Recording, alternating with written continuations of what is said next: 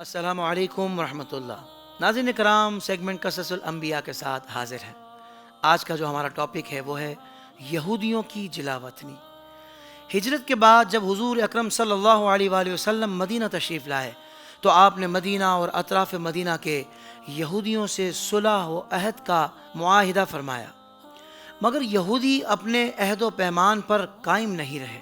بلکہ انہوں نے حضور اکرم صلی اللہ علیہ وسلم اور مسلمانوں کے خلاف اندرونی اور بیرونی سازشوں کا جال بچھانا شروع کر دیا۔ اسی دوران یہودیوں میں سے قبیلہ بنو نذیر کے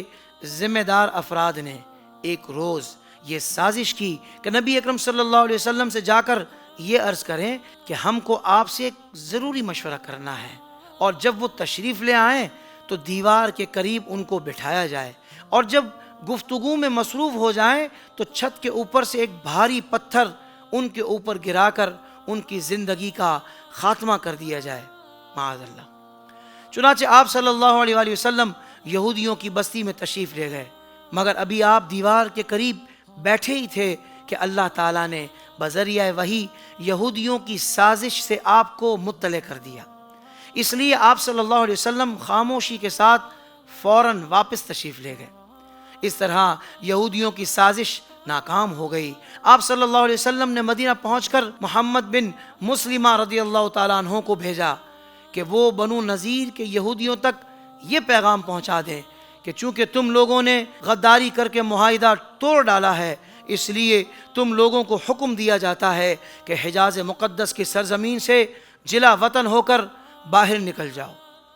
منافقین نے یہ سنا تو جمع ہو کر بنو نذیر کے پاس پہنچے اور کہنے لگے کہ تم لوگ محمد صلی اللہ علیہ وسلم کے اس حکم کو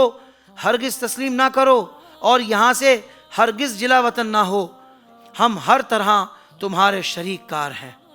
بنو نذیر نے منافقین کی پشت پناہی دیکھی تو حضور صلی اللہ علیہ وسلم کا حکم ماننے سے انکار کر دیا۔ نبی اکرم صلی اللہ علیہ وسلم نے جہاد کی تیاری شروع کر دی۔ حضرت عبداللہ بن ام مکتوم کو مدینہ کا امیر بنا کر صحابہ کرام کی ایک فوج لے کر بنو نذیر کے قلعے پر حملہ آور ہو گئے۔ یہودی اس قلعے میں بند ہو گئے اور انہوں نے یقین کر لیا کہ اب مسلمان ہمارا کچھ بھی نہیں بگاڑ سکتے، لیکن حضور صلی اللہ علیہ وسلم نے ان کے قلعے کا محاصرہ کر لیا اور پھر حکم دیا کہ ان کے درختوں کو کاٹ ڈالو، کیونکہ ممکن تھا درختوں کے جھنڈ میں چھپ کر یہودی اسلامی لشکر پر چھاپا مارتے۔ ان حالات کو دیکھ کر بنو نذیر کے یہودیوں پر ایسا رعب بیٹھ گیا اور اس قدر خوف طاری ہو گیا کہ وہ لرز اٹھے۔ ان کو منافقین کی طرف سے بھی بجز مایوسی اور رسوائی کے کچھ ہاتھ نہ آیا۔ آخرکار مجبور ہو کر یہودیوں نے درخواست کی کہ ہم لوگوں کو جلا وطن ہونے کا موقع دے دیا جائے۔ چنانچہ ان لوگوں کو اجازت دی گئی کہ سامان جنگ کے علاوہ جس قدر سامان بھی وہ اونٹوں پر لاد کر لے جانا چاہتے ہیں لے جائیں۔ چنانچہ بنو نذیر کے یہودی 600 اونٹوں پر اپنا مال و سامان لاد کر ایک جلوس کی شکل میں گاتے بجاتے مدینے سے نکلے، اور کچھ تو خیبر چلے گئے اور زیادہ تعداد میں ملک شام جا کر ازریعات اور اریحا میں آباد ہو گئے، اور جاتے وقت یہودیوں نے اپنے مکانوں کو گرا کر برباد کر دیا تاکہ مسلمان ان مکانوں سے فائدہ نہ اٹھا سکے۔ اللہ تعالیٰ نے بنو نذیر کے یہودیوں کی اس جلا وطنی کا ذکر قرآن مجید کی سورہ حشر میں اس طرح فرمایا: هو الذي اخرج الذين كفروا من اهل الكتاب من ديارهم لاول الحشر ما ظننتم ان يخرجوا وظنوا انهم مانعتهم حصونهم من الله فأتاهم الله من حيث لم يحتسبوا وقذف في قلوبهم الرعب يخربون بيوتهم بأيديهم وأيدي المؤمنين فاعتبروا يا أولي الأبصار۔ ترجمہ کنز الایمان: وہی ہے جس نے ان کافر کتابیوں کو ان کے گھروں سے نکالا، ان کے پہلے حشر کے لیے تمہیں گمان نہ تھا کہ وہ نکلیں گے، اور وہ سمجھتے تھے کہ ان کے قلعے انہیں اللہ سے بچا لیں گے، تو اللہ کا حکم ان کے پاس آیا جہاں سے ان کا گمان بھی نہ تھا، اور اس نے ان کے دلوں میں روب ڈالا۔ اپنے گھر ویران کرتے ہیں اپنے ہاتھوں، مسلمانوں کے ہاتھوں تو عبرت لو اے نگاہ والوں، درس ہدایت، یہودیوں کی قوم اپنے روایتی حسد و بغض اور تاریخی منافقت میں ہمیشہ سے ہی مشہور ہے۔ خاص کر غداری اور بد عہدی تو ان کا قومی خاصہ ہے،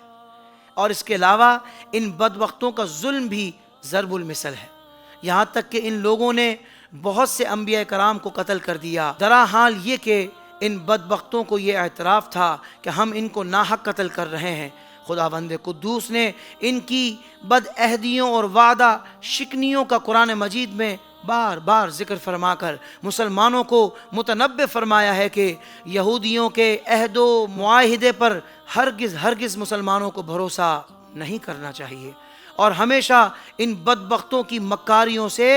ہوشیار رہنا چاہیے، اور بد عہدی اور عہد شکنی کے یہ خبیث خصائل اور بدترین شرارتوں کے گھناؤنے رذائل زمانہ دراز سے آج تک بدستور یہودیوں میں موجود ہیں، جیسا کہ اس دور میں بھی دیکھا جا سکتا ہے، مگر ہم نا امید نہیں ہیں، قرآنی وعدوں سے پر امید ہیں کہ انشاءاللہ تعالی بدستور سابق ان لوگوں کو کوئی نہ کوئی عذاب الہی تو ضرور ہلاک و برباد فرما دے گا۔ وما علینا الا البلاغ۔ سوشل میڈیا پر اسلام کی صحیح تعلیمات جاننے کے لیے ابھی حافظ سائر قادری کا نیا YouTube channel Islamic digital studio subscribe کر لیں، اور ہاں، نوٹیفیکیشن بیل آئیکن کو بھی پریس کر لیں تاکہ ہماری نئی ویڈیوز آپ تک بر وقت پہنچ سکے۔